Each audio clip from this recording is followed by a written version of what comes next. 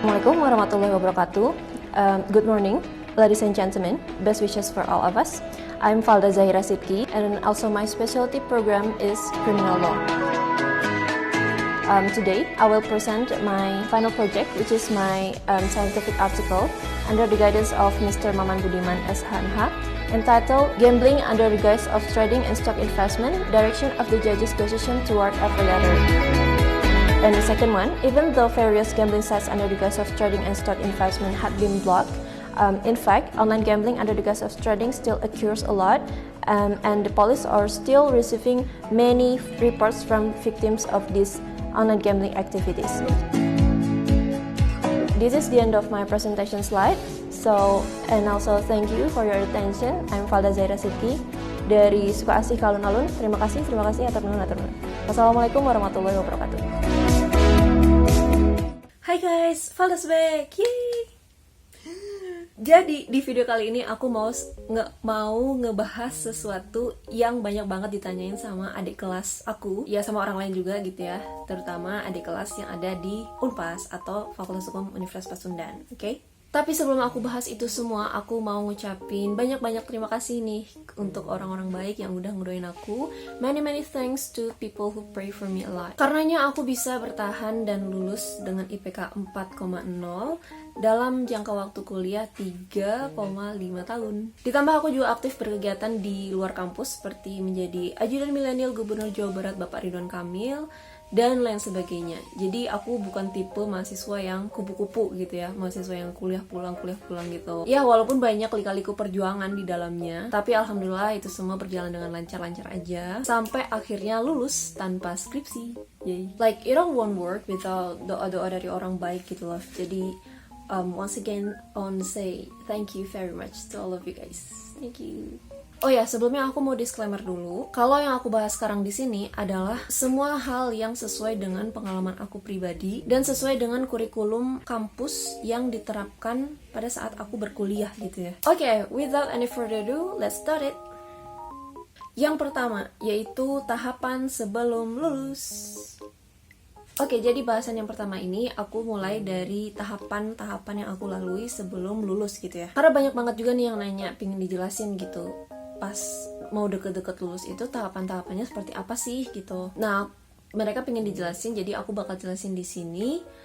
Tapi ini cuma sekilas aja sih, karena inti videonya sebenarnya bukan di sini, tapi ini untuk tambahan wawasan kalian aja atau sekedar kalian tahu aja gitu ya, sebelum lulus tuh aku harus ngapain, harus melakukan apa dan lain sebagainya, oke?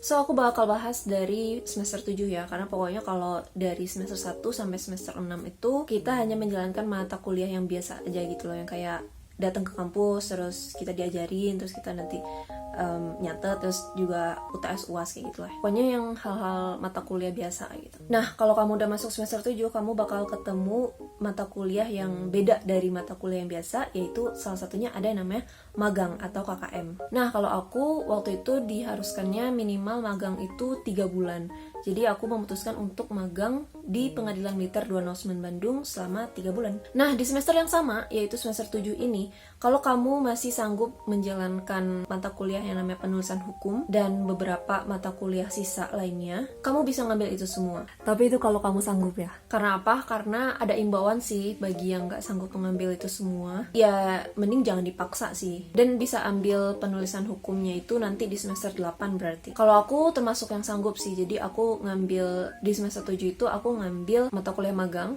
atau KKM, terus penulisan hukum, dan juga ada sisa 2 mata kuliah, yaitu metode alternatif penyelesaian sengketa MAPS. Terus yang kedua ada logika hukum. Jadi aku ngambil 2 mata kuliah biasa, penulisan hukum sama magang. Jadi gini loh, maksudnya sanggup nggak sanggup itu, jadi kita di semester 7 itu bisa memilih kita tuh mau ngambil penulisan hukum. Penulisan hukum tuh yang maksudnya bikin skripsi gitu ya. Mau ambil penulisan hukum itu di semester 7 atau nanti di semester 8 aja gitu. Karena memang bobotnya pasti lebih berat, karena kan kita harus magang ya. Magang tuh kan kita ke office-nya atau yang ke kantornya gitu loh. Jadi kalau misalkan itu digabung bagi beberapa orang mungkin berat gitu ya, nggak sanggup mereka, tapi bagi beberapa orang yang sanggup ya diambil aja gitu loh. Biar apa? Biar kita bisa cepat lulus. Itu tujuannya sih ke sana gitu ya. Tapi nggak apa-apa kalau misalkan kamu nggak sanggup, sekali lagi jangan dipaksa. Itu juga ada imbauan, nanti bisa diambil di semester 8-nya kayak gitu. Lanjut, ketika kamu udah ngambil penulisan hukum, kamu akan ketemu yang namanya seminar UP. Ini aku mau ngejelasin kayak istilah-istilahnya aja yang ada di semester 7 atau apa gitu ya. Nah, semester UP lagi. Maksud aku, seminar UP ini apa? Seminar UP ini adalah seminar usulan proposal, yang mana kita nanti diuji metode penelitian dari skripsi kita, kayak gitu. Kalau kamu ngambil skripsi ya, ini aku ingetin.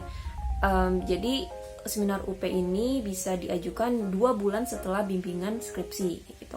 Nah, kalau kamu udah selesai atau udah lulus seminar UP-nya, kamu bakal ketemu yang namanya sidang komprehensif.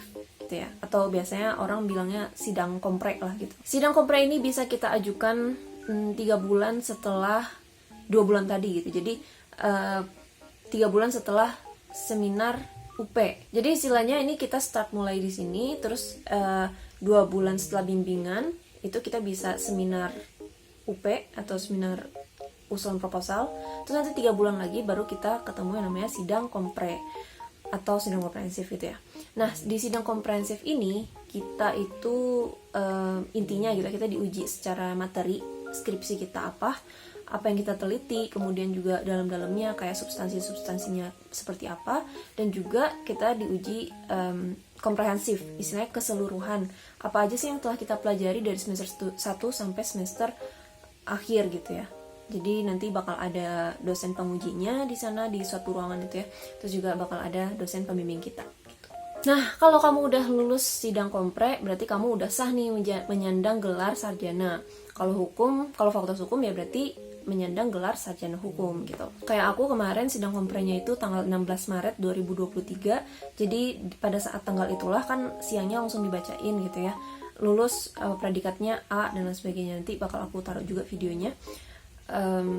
So ya pokoknya dimulai dari tanggal itu aku udah lulus dan resmi menyandang gelar sarjana hukum gitu. Yeay. Kalau udah gitu tinggal urus-urus aja sih kayak hal-hal administrasi dan lain sebagainya, kayak surat bebas pustaka, terus juga biaya untuk wisuda, hingga syarat-syarat lainnya untuk pengambilan ijazah, transkrip nilai, dan juga untuk pengurusan wisuda gitu ya. Pokoknya jangan khawatir, nanti kalau kamu udah semester 7 ke sana bakal ada panduan untuk kamu sidang dan lain sebagainya, dan setelah lulus juga bakal ada panduan-panduan itu. Jadi pokoknya nanti lengkap, kamu gak usah khawatir. Ini aku cuma kasih tahu sebagai gambaran aja ke depannya bakal bagaimana gitu ya. So pokoknya nanti bakal dikasih tahu kok langkah-langkah teknisnya itu bakal bagaimana. Oke? Don't worry, be happy. Oke, kita lanjut ke pembahasan yang kedua. Yap, sesuai dengan judulnya, aku lulus tanpa skripsi, lalu pakai jalur apa gitu kan. Lulusnya tuh gimana gitu guys. Kok bisa lulus gak pakai skripsi gitu kan. Jadi guys, seiring berkembangnya zaman gitu kan, sebenarnya sistem ini tuh udah mulai dipakai di beberapa kampus gitu ya, selain Fakultas Hukum Unpas. Jadi juga udah diterapkan di beberapa kampus, cuman ini memang sistem yang tergolong baru, termasuk di Unpas ini, khususnya di Fakultas Hukum Unpas. Dan baru angkatan aku yang bisa lulusnya itu tanpa skripsi atau tanpa legam memorandum ataupun studi kasus. Jadi ada alternatif pilihan lain yang memungkinkan kita untuk bisa ngambil itu dan bisa lulus pakai jalur itu gitu ya. Nah, jadi terobosan baru ini mulai dicoba penerapannya itu oleh Ibu Wakil Dekan 1 bidang akademik, yaitu Bu Dr. Dewi Asri di Fakultas Hukum Unpas ini ya. Terobosan baru ini baru ada pertama kali di tahun ajaran 2022-2023, which is itu adalah tahun kelulusan aku. Jadi maksudnya baru angkatan-angkatan aku yang bisa pakai jalur ini. Jadi intinya Bu Dr. Dewi Asri ini menginisiasikan sebuah program sehingga mahasiswa itu bisa lulus dengan memilih salah satu dari 5 jalur tugas akhir yang ada. Yang pertama yaitu jalur skripsi. Ini jalur udah biasa banget ya. Jadi ini aku gabungin ya dari terobosan baru dan pilihan yang lama gitu. Jadi tugas akhir itu kita bisa memilih, yang pertama itu ada skripsi, yang kedua ada legal memorandum, yang ketiga ada studi kasus, yang keempat ada artikel ilmiah, yang kelima ada jalur proceeding nasional atau internasional. Nah, terobosan barunya yang mana? Terobosan yang barunya adalah yang nomor 4 dan nomor 5. Jadi yang artikel ilmiah sama yang proceeding nasional atau internasional. Dan jalur yang aku ambil adalah ya tadi yang nomor 4, yaitu yang artikel ilmiah. Jadi aku bisa lulus tanpa skripsi. Ya memang bener kan, tanpa skripsi. Jadi aku ngambilnya jalur yang artikel ilmiah gitu loh guys. Nah, apa sih artikel ilmiah itu? Artikel ilmiah itu, ini aku bakal kasih tahu singkatnya aja lah ya. Kalau misalkan definisi atau apa yang berhubungan sama artikel ilmiah, kalian bisa cari lah ya di internet banyak. Tapi maksudnya lulus dengan artikel ilmiah itu bagaimana? Nah, itu nanti aku bakal cerita gitu loh. Tapi intinya apa, maksudnya bedanya apa gitu ya sama yang lainnya. Lebih enak kalau aku bandinginnya mungkin sama skripsi ya, karena ini kan nanti juga ditonton sama orang-orang yang di luar fakultas hukum yang mungkin gak ada studi kasus sama legal memorandum.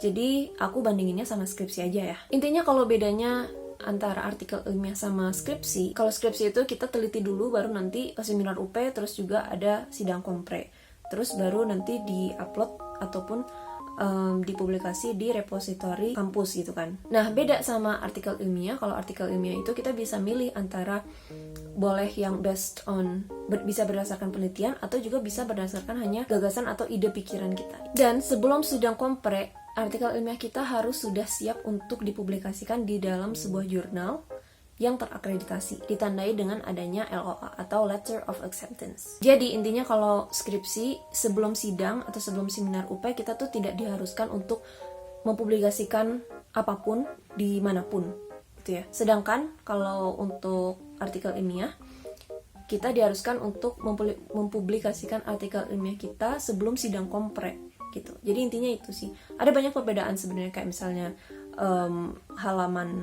halaman atau tebal dari skripsi itu lebih banyak biasanya daripada artikel ilmiah. Artikel ilmiah itu biasanya cuman kayak 10 halaman, 11 halaman atau bahkan 10 sampai 15 halaman lah gitu. Ya, nggak cuman sih, tapi kan isinya kan susah juga ya kadang dicari. Jadi ya gitulah, sebenarnya semuanya ada plus minusnya. Nah, lanjut, pokoknya nanti setelah menulis artikel ilmiah, kita itu dalam kurun waktu selama 1 semester atau 6 bulan sejak SK bimbingan itu keluar, kita harus punya LOA. LOA itu adalah Letter of Acceptance, yang mana berupa surat penerimaan artikel yang menyatakan bahwa artikel kita itu telah selesai dilakukan review dan siap untuk dipublikasikan. Pertanyaannya, kenapa harus ada LOA? Karena kebanyakan jurnal itu menerbitkan suatu naskah artikel itu cuma 2 kali periode guys, dalam setahun ya. Jadi harus ada LOA sebagai jaminan ke kampus bahwa artikel ilmiah yang telah kita buat itu telah selesai di review dan sudah siap terbit gitu guys. Intinya sih gitu doang. Pokoknya kalau ambil artikel ilmiah, nanti luaran tugas akhir kamu adalah berbentuk jurnal. Oke, kita lanjut yang ketiga, yaitu story time. Jadi sekarang aku mau cerita-cerita nih tentang pengalaman aku. Kalau tadi yang kedua itu maksudnya ngebahas tentang asal muasal ataupun ya bagi kalian yang bingung gitu kan, selain skripsi sebenarnya ada apa aja, terus juga artikel ilmiah. Nanti kalau aku bahas artikel ilmiah bisa bingung gitu kan. Jadi aku pisah nih, yang ketiga ini aku bakal bahas full gitu ya, cerita pengalaman aku biar bisa jadi referensi juga mungkin ya buat kalian yang nanti mungkin mau ngambil jalur yang sama kayak aku. Oke? Dan di sini aku juga bakal bilang alasan-alasan aku kenapa aku ngambil ataupun memutuskan untuk mengambil jalur artikel ilmiah, bukan skripsi atau bukan yang lainnya. Jadi guys, awal mula aku ngambil mata kuliah penulisan hukum itu, aku ngambilnya di semester 7. Jadi yang sanggup ya, aku tergolong orang yang sanggup, jadi aku ngambil penulisan hukum itu di semester 7, which is itu berbarengan sama magang. Aku magangnya di Pengadilan Militer 209 Bandung guys. Jadi yang belum nonton videonya, let's check it out here. Oke, lanjut, alasan aku kenapa ngambil artikel ilmiah. Jadi aku punya analisis gitu ya. Ini analisis aku dulu sih. Dan BTW aku selalu ngebandinginnya sama skripsi ya.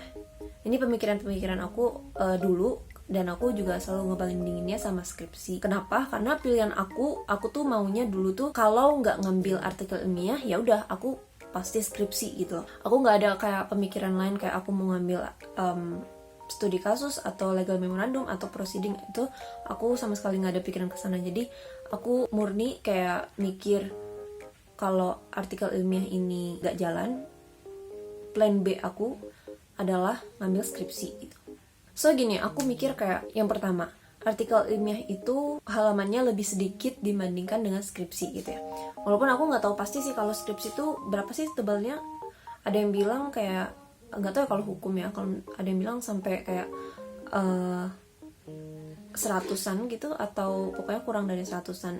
Nah sedangkan kalau artikel ilmiah itu tadi aku udah bilang juga ya, itu sekitar 10-15 halaman aja gitu loh. Terus yang kedua, kalau ngambil jalur artikel ilmiah ini, artikel ilmiah kita itu nanti bisa dipakai buat masuk ke jenjang selanjutnya. Kayak misalnya kita mau ngambil S2 nih, nah itu tuh artikel ilmiah kita bisa dipakai. Ya bisa digunain lah ya, maksudnya untuk daftarnya tuh bisa digunain. Yang ketiga, kalau aku ngambil artikel ilmiah ini, artikel ilmiah bisa meningkatkan akreditasi kampus, which is berarti aku merasa aku bisa berkontribusi untuk kampus aku gitu loh. Yang keempat, aku mikir artikel ilmiah itu bisa menjadi tulisan abadi gitu ya. Maksudnya kan dipublikasikan di jurnal nasional atau internasional kan, jadi dia terbang-terbang di Google gitu loh, terbang-terbang di internet. Kalau kita cari ada gitu. Apalagi kalau nanti artikel ilmiahnya dipublikasinya di jurnal nasional atau internasional yang terakreditasi bagus, itu akan mudah dicari oleh orang. Nah terus juga ada alasan khusus kenapa aku ngambil artikel ilmiah ini. Yang pertama sebenarnya simple ya. Aku tuh selalu pingin menjadi orang yang beda dari kebanyakan orang lain gitu. Dan aku udah bilang kan, ini adalah terobosan baru di angkatan aku, which is aku tuh pingin menjadi orang yang pertama lulus dengan jalur ini gitu loh guys. Keren gak? Ya sebuah tantangan juga kan. So aku mikir kayak why not gitu, kenapa gak dicoba dulu aja gitu loh. Yang kedua, aku itu istilahnya sama kampus tuh udah kayak ada chemistry-nya gitu loh. Apalagi khususnya Fakultas Hukum Unpas ya. Maksudnya kan aku di Fakultas Hukum, jadi sama kampus tuh udah ada chemistry, udah sering dapet penghargaan juga karena aku berprestasi dan lain sebagainya. Jadi aku kayak mikir, aku tuh pingin mendukung berbagai terobosan-terobosan ataupun berbagai program-program yang dibuat sama dosen-dosen, sama dekan ataupun sama wakil dekannya. Ya termasuk salah satunya ini gitu. Kan aku bilang tadi, ini terobosan baru yang mulai dicoba penerapannya oleh Bu Wadek 1, yaitu Bu Dewi Asri. So aku mau mencoba untuk mendukung programnya Bu Dr. Dewi Asri tersebut. Oke lanjut, sebenarnya artikel ilmiah ini sudah aku susun gitu ya guys, dari mulai aku semester 6. Nah karena artikel ilmiahnya ini, naskahnya gitu ya, udah jadi, sebenarnya itu tinggal dikirim ataupun tinggal submit ke jurnalnya aja gitu loh. Jadi langkah-langkah aku kayak menyusun naskahnya, terus kayak bikin artikel ilmiahnya, itu sebenarnya udah aku bikin sendiri gitu, bikin sendiri, murni pemikiran pribadi gitu ya. Itu dari semester 6 karena aku tadi tujuannya aku pengen cepat lulus gitu. Jadi aku mulai ngerancang semester 6 dan aku juga mikir kayak ada beberapa orang gitu, ini beberapa maksudnya ya orang lain gitu. Aku selalu mikir kayak kalau orang lain bisa kenapa aku enggak gitu kan. Nah, orang lain tuh ada yang kayak nyusunnya dari semester 5, semester 4, semester awal-awal gitu kan. Tapi kalau menurut aku, kita kalau untuk semester 1 sampai semester 5 tuh mending cari pengalaman dulu sih. Maksudnya sambil nyambi kegiatan di luar kampus sih menurut aku. Jadi jangan pusing kayak dari maba terus kita udah mikirin skripsi. Itu menurut aku ya, menurut aku pribadi gak efektif aja gitu loh. Soalnya kan mungkin kalau misalkan dari semester 1 kita udah mikirin judul, nanti untuk semester akhir kan mungkin zaman berubah, terus nanti judulnya gak relevan lagi, jadi ya sia-sia aja. Jadi mending kalau awal-awal itu menurut aku kita cari pengalaman di luar, kayak berprestasi, jadi mahasiswa berprestasi, terus cari pengalaman magang ataupun mungkin ikut lomba-lomba, terus juga ikut kegiatan duta bahasa, duta baca dan lain sebagainya gitu. Banyak kok kegiatan di luar kampus yang bisa mendukung untuk menumbuhkan skill-skill kita gitu ya. Oke, balik lagi. Jadi tadi intinya aku mikir nantinya kan semester 7 aku bakal magang nih. Takutnya nanti keteteran gitu loh guys. Jadi aku sebisa mungkin aku siapin dari semester 6. Nah, jadi sebenarnya tinggal submit ke jurnalnya aja, dan bahkan sebelum masuk semester 7 itu udah selesai ya gitu. Ini tuh udah jadi total gitu loh. Tapi setelah aku tanya ke kampus, mending submit jurnalnya itu setelah masuk semester 7 ataupun setelah ngisi KRS semester 7 gitu. Jadi nanti biar bisa dihitung sebagai tugas akhir untuk kelulusan gitu maksudnya. Oke lah ya, nah itu tuh kan panjang ya, dari semester 6 ke semester 7 ada liburnya gitu. Jadi aku sempet nggak otak-atik lagi tuh naskahnya. Jadi aku simpen filenya di laptop aja. Karena waktu itu juga berbarengan sama administrasi magang atau KKM gitu ya. Jadi ini aku bakal cerita dari awal banget. Nah, long story short, pokoknya singkat cerita gitu ya, masuk nih semester 7 ya kan, masuk ngambil KRS, terus langsung aku ngajuin judul dan dapat nih dosen pembimbing ya kan. Beliau adalah Bapak Maman Budiman SHMH. Terima kasih Pak atas bimbingannya selama ini dan juga telah memperlancar semuanya. Setelah itu tepat tanggal 6 September 2022 aku dapat SK bimbingan, which is SK bimbingan itu diperlukan untuk nanti aku sidang kompre gitu. Jadi nanti sidang kompre itu diperbolehkan setelah 5 bulan bimbingan sejak SK bimbingan keluar. Nah, kalau 6 September 2022 keluarnya, berarti 5 bulan setelah itu baru bisa ngajuin sidang kompre gitu maksudnya. Which is kalau SK bimbingan aku keluarnya 6 September 2022, jadi 5 bulan setelahnya adalah 6 Februari 2023. Jadi setelah 6 Februari 2023 aku baru bisa ngajuin sidang kompre gitu kan. Nah, makanya kan lulusnya juga sidang itu 16 Maret. Jadi mengajunya tuh memang bisanya setelah 6 Februari 2023 gitu loh. Walaupun sebenarnya aku udah siap jauh-jauh hari gitu ya. Bahkan sebelum masuk tahun baru aja aku udah siap untuk sidang gitu guys. Tapi ya mau gimana lagi karena peraturan kan harus dituruti ya. Nah, setelah dapat SK bimbingan, aku langsung bimbingan nih sama dosen pembimbing. Selama kurang lebih 2 atau 3 kali di awal-awal September itu gitu ya. Karena itu tadi naskahnya udah selesai. Jadi aku udah selesai tuh nulisnya kan, sesuai dengan template yang disediakan jurnalnya juga. Terus juga udah selesai semua. Tinggal dikirim gitu, tinggal submit ke jurnalnya. Jadi aku bimbingan tuh cuma pingin awal-awalnya tuh cuma pingin ngasih tahu ke beliau gitu ya, ke dosen pembimbing bahwa ini loh naskah artikel ilmiahnya udah jadi Pak. Apakah mungkin ada tambahan dari Bapak atau mungkin revisian dan lain sebagainya sebelum nantinya saya submit ke tempat jurnal yang udah aku survei gitu. Nah, lalu aku juga memberi masukan gitu ya kepada dosen pembimbing gitu. Karena ini konsepnya artikel ilmiah, which is ini bukan skripsi, jadi revisinya itu dilakukan oleh tim editor dari jurnal yang bersangkutan gitu. Jadi aku memberi masukan ke Pak dosen pembimbing ini, bagaimana jika aku kirim dulu naskah artikel yang udah jadi ini ke jurnal yang bersangkutan. Lalu baru jika ada revisian dari mereka, nanti akan saya perlihatkan ke Bapak, kemudian nanti Bapak mungkin bisa memberi arahan kepada saya untuk revisinya baiknya seperti apa dan lain sebagainya gitu. Lalu beliau setuju gitu. Karena gini loh guys, jadi jalur artikel ilmiah ini, kan nantinya artikel ilmiah ini kan akan dipublikasikan di jurnal yang bersangkutan. Jadi otomatis editor dari si tempat jurnalnya itu mau seperti apa kata mereka gitu kan pasti. Jadi revisiannya mereka yang ngasih, lalu nanti tetap aku yang revisi.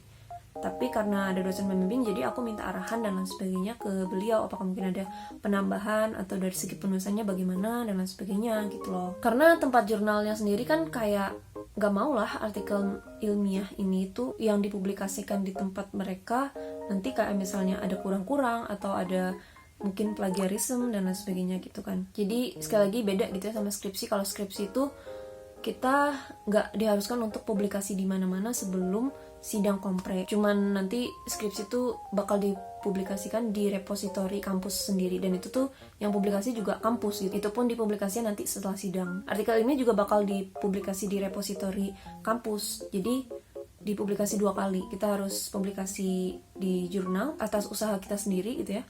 Terus yang kedua bakal dipublikasi di repositori kampus. Nanti kampus yang ngurus pokoknya. Oke, next, akhirnya karena beliau setuju gitu atas saran dan masukan aku, jadi aku submit atau aku kirim ke sebuah jurnal yang udah aku survei tentunya. Nanti aku juga taruh linknya di description box untuk kalian yang mau baca artikel ilmiah yang telah aku buat gitu ya. Nah, setelah kirim ke sana, lama guys, tiba-tiba mencekam ini guys. Pokoknya lama gitu ya. Lama itu lama apa? Lama ada responnya gitu. Jadi aku udah mulai deg-degan tuh di sana. Aku jadi deg-degan dong, dan mana nggak ada kontaknya lagi di websitenya, kontak WA gitu. Kalau email ada, cuman waktu itu aku juga nge-email tapi nggak dibales gitu loh. Terus aku laporan dong sama dospem Pak Maman ini kan. Jadi kayak aku bilang, Pak ini baiknya bagaimana ya, sudah saya submit tapi belum ada respon dari editor dari sana gitu, jadi baiknya seperti apa. Nah padahal aku tuh cuma pingin dibales sebagai konfirmasi dari mereka bahwa artikel ilmiah aku tuh udah nyampe ataupun udah diterima atau at least udah nyampe ke sistem mereka gitu. Belum di review mungkin belum, karena mungkin baru sehari 2 hari, tapi aku pingin kayak ada notify atau dari mereka, artikel ilmiah Anda sudah masuk ke sistem kami, harap tunggu review dari kami atau gimana, kayak pokoknya aku cuma pingin ada kata-kata konfirmasi seperti itu gitu loh. Tapi tahu nggak guys, itu tuh seminggu aja belum, tapi aku udah kayak panik jiwa gitu loh, karena ya itu balik lagi, aku kalau artikel ilmiah ini nggak berhasil, aku bakal banting setir ke skripsi gitu. Nah sedangkan skripsi kan harus butuh waktu lagi nih gitu kan, aku harus nulis lagi naskah yang telah aku siapkan di semester 6 tadi, berarti nggak kepake. Terus aku juga ada magang lah, pokoknya bakal berabe gitu pokoknya. Jadi aku deg-degan banget pas saat itu ya. Terus aku juga mikir, karena aku submit di hari H, mungkin besoknya dibales atau paling nggak 2 kali 24 jam kayak gitu ya dibalesnya, untuk konfirmasi aja gitu. Ya udah makanya pas 6 hari setelah itu nggak dibales, itu kan belum seminggu ya. Jadi 6 hari setelah aku ngirim itu kan gak dibales, jadi aku laporan ke dosen. Terus guys, apa kata dosen aku? Dosen pembimbing aku bilang, katanya biasanya kita tuh bakal direspon seminggu setelah kita submit artikel ilmiah kita. Jadi kayak seminggu atau 2 minggu lah bakal dibalas ataupun bakal direspon oleh mereka gitu. Katanya sih seperti itu. Tapi ya udah gitu, jadi melegakan, di satu sisi melegakan, di satu sisi lain kayak kan walaupun direspon atau walaupun dibalas, takutnya ya takut aja gitu loh guys. Pokoknya karena ini tuh pertama kali gitu ya, jadi aku agak panik-panik jiwa gitu loh. Nah terus bener dong guys, 7 hari, tepat 7 hari itu setelah aku laporan, berarti kan 6 hari, terus aku laporan, terus pas hari ketujuhnya itu aka seminggu setelah aku kirim, itu dibales sama aku, dibales ataupun direspon gitu sama si editor dari jurnalnya. Dalam hati udah kayak alhamdulillah, dibalas aja udah syukur banget gitu loh guys. So ya udah, terjadilah percakapan di OJS. Jadi OJS tuh kayak sistemnya ya memang khusus untuk pengiriman naskah artikel ilmiah, pokoknya berhubungan dengan jurnal itu gitu ya. OJS tuh kepanjangannya Open Journal System. Jadi kita nanti ngirim naskah di situ, terus kemudian apabila ada revisi nanti mereka ngubunginya dari situ gitu. Jadi percakapan semua di sana, yang nantinya digunakan sebagai bukti korespondensi untuk syarat sidang kompre gitu. Syarat korespondensi itu apa? Singkatnya, syarat korespondensi ini adalah rekam jejak kita selama mengirimkan naskah artikel ilmiah, dan juga percakapan dengan editor mengenai hal-hal yang berhubungan dengan artikel ilmiah kita yang dikirim atau disubmit ke jurnal tersebut gitu. Jadi istilahnya kayak kita ngirim artikel ilmiah ke sana, terus mereka juga ada timbal balik kayak konfirmasi, oh udah diterima nih, tinggal lagi direvisi gitu. Nanti ini udah memenuhi syarat plagiarisme berapa persen belum gitu kan. Terus ini tuh artikel ilmiahnya ada revisi seperti ini. Nah nanti kiriman revisinya aku kirim lagi ke sana gitu. Jadi kayak itu platform gitu, kita ngirimin di sana pokoknya. Nah nanti untuk pembuktiannya adalah caranya tinggal di SS aja atau screenshot gitu ya, terus masukin ke dalam satu file PDF. Pokoknya intinya korespondensi ini untuk membuktikan kalau kita tuh bener-bener submit ke jurnal yang terakreditasi, terus bener-bener direview sama editornya dari jurnal yang bersangkutan gitu. Bukan kayak misalnya kita ngirim ke WA terus mereka revisi di sana, terus kita diupload di jurnal yang sembarangan gitu. Jadi untuk menghindari hal-hal yang seperti itu, ini tuh kita mengirimnya secara resmi gitu ya ke jurnal yang terakreditasi. Intinya sih untuk gitu, untuk pembuktian itunya. Terus ya udah, pokoknya setelah itu ya aku udah submit, terus juga udah ada terlibat banyak percakapan di sana, dan intinya aku mendapat revisi sebanyak 2 kali gitu ya, dan itu kebanyakan juga revisi nomenklatur aja gitu, bukan dari segi substansi. Nah setelah aku revisian, terus aku juga minta arahan dari dospem. Akhirnya pihak dari editor itu menyetujui ya untuk mempublikasikan artikel ilmiah aku. Nah guys, sampailah kita kan di penghujung. Ya pokoknya sampailah pada tanggal yang aku suka banget nih, yaitu tanggal 7 Oktober 2022. Aku suka kenapa? Dan aku ingat kenapa, karena itu adalah tanggal dimana artikel ilmiah aku terbit. Yeay! terbit di jurnal yang bersangkutan. Kayak aku inget banget ya 7 Oktober 2022 yaitu hari Jumat. Aku inget banget. Karena apa? Karena sesenang itu guys. Kayak satu masalah kelar gitu. Oh my god, itu yang kayak aku pusingin banget gitu kan. Udah sama tadi aku bilang alasan aku kayak pengen lulus cepet, terus juga aku pengen jadi orang pertama yang lulus dengan jalur itu. Kalau misalkan gak berhasil aku harus banting setir dan lain sebagainya. Banyak banget pikiran di sana pokoknya. Jadi udah di publikasi itu aku udah seneng banget. So intinya tepat tanggal itu artikel aku published. Jadi semua proses yang aku ceritain tadi dari aku submit artikel ilmiahnya, yaitu sekitar awal-awal September kayaknya itu, terus sampai akhirnya published itu kira-kira memakan waktu 1 bulan. Dan aku nggak nyangka, sama sekali nggak nyangka gitu loh, karena aku pikir kayak bisa sampai berbulan-bulan atau bahkan ya kalau nggak bisa nyelesain di semester 7 ini aku bakal lanjut semester 8 gitu loh. Jadi ya udah gitu, kayak udah banyak banget pikiran kayak please lah publish gitu loh. Tapi akhirnya alhamdulillah published dalam kurun waktu 1 bulan. Makanya aku inget banget dan bakal aku inget juga kayak sepanjang masa ini tuh 7 Oktober 2022 itu hari Jumat. Dan sedikit cerita ya, ini di tanggal tersebut tuh aku lagi magang guys, lagi pagi ya kalau nggak salah itu, iya pagi itu tuh aku lagi magang dan itu tuh lagi jadwalnya olahraga bersama gitu kan. Nah pas olahraga itu kita sepedahan, aku diajak sepedahan sama hakim militer, sama panitera pengganti dan juga sama ya staf pengadilan militer 209 Bandung gitu ya. Ini sedikit cerita aja ya, karena memang setiap Selasa sama Jumat itu kita olahraga bersama. Terus ya udah kebetulan hari Jumat dan agendanya sepedahan. Jadi itu tuh lagi sepedahan gitu ya. Terus aku baca notif dari email gitu, ada notify di OJS itu.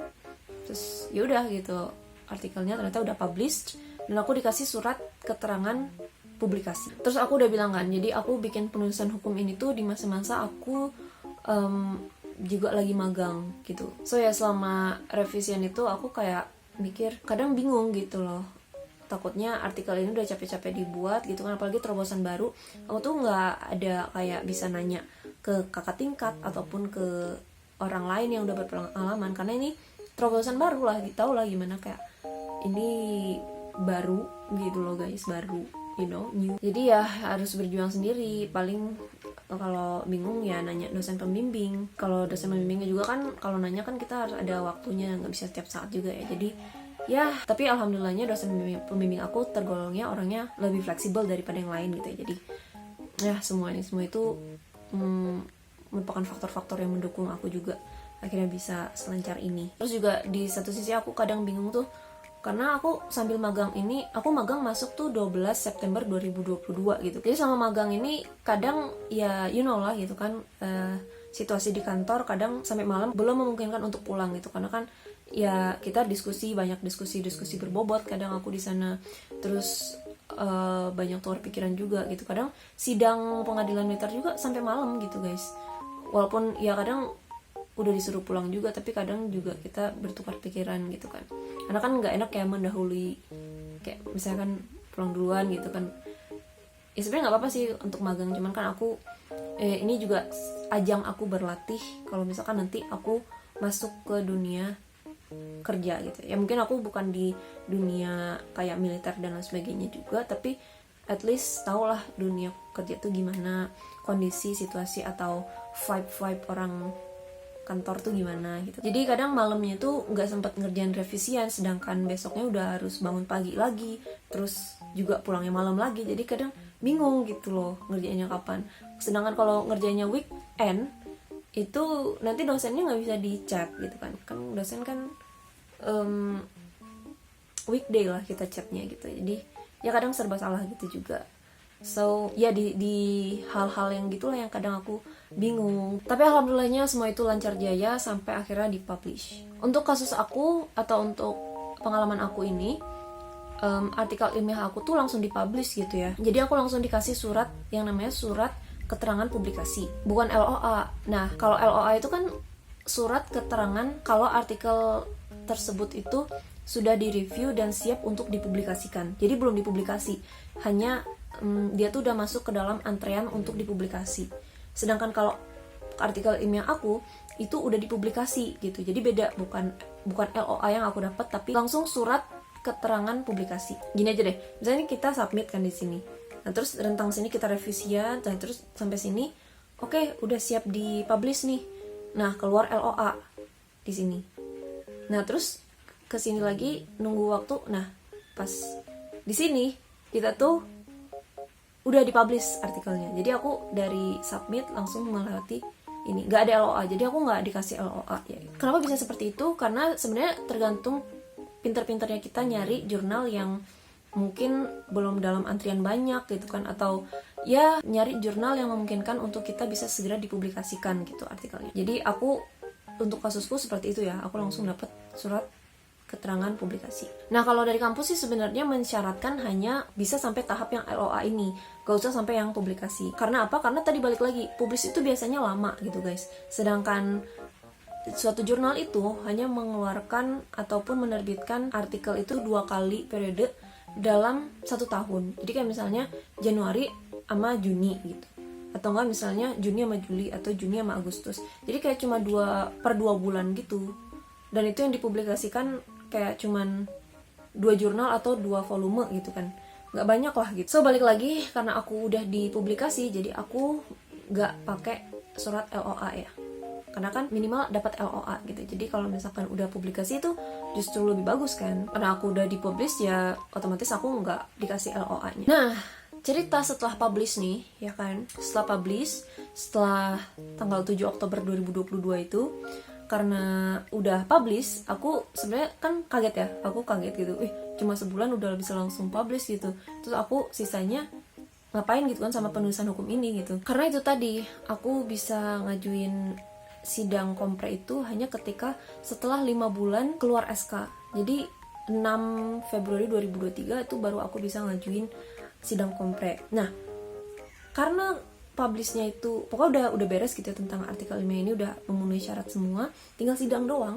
Karena publishnya itu 7 Oktober 2022, jadi kayak banyak waktu gitu loh, berbulan-bulan. Oktober kesana, November, Desember, Januari gitu ya, Februari aku masih punya waktu. Nah ya, karena aku tadi masih magang, ya udah aku fokusin sama magang dan mata kuliah sisa 2 lagi itu, jadi aku fokus ke sana. Nah, khusus untuk jalur artikel ilmiah ini, kita itu nggak usah yang namanya seminar UP, itu untuk skripsi dan teman-temannya gitu ya. Kalau artikel ilmiah ini kita nggak usah seminar UP, jadi langsung sidang kompre dengan memenuhi syarat-syarat tadi, kayak misalnya ada korespondensi, terus juga sudah dipublikasi, atau minimal dapat LOA gitu. So setelah bulan-bulan di 2022 itu berakhir, magang juga udah selesai gitu ya, 12 Desember 2022. Terus ujian magang itu 24 Januari 2023, dan jatuhlah guys hilalnya.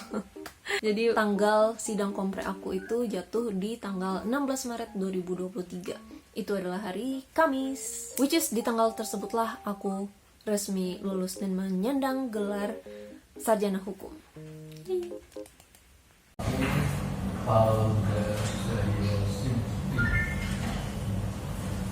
Nilai akhir A IPK 4,0 disusun dengan ujian dinyatakan lulus. Dengan demikian sekarang saya sudah bisa menyebut menjadi founder Zahira Siddiqi sarjana hukum. Selamat ya. Selamat ya. Luar biasa ya. Salam buat yang oke, biasa. Baru ini saya bukan pengakom ya. Sekian kali baca Yudisium ya. Baru dia.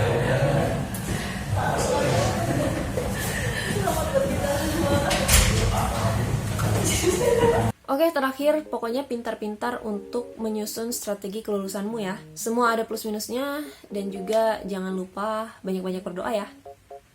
Oke guys, video ini segitu dulu. Aku udah kayak kaku banget ya ininya. Oke, ini udah lama banget ini aku di depan kamera.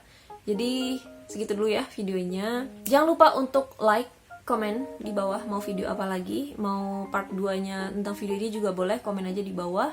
Terus juga pokoknya kalau kamu sedang berjuang di masa-masa skripsian atau masa-masa artikel ilmiahan itu kamu boleh juga komen di bawah, atau apapun itulah boleh komen di bawah, dan share video ini ke teman-teman kalian agar teman-teman kalian bisa ngerti juga gimana nih lulus tanpa skripsi.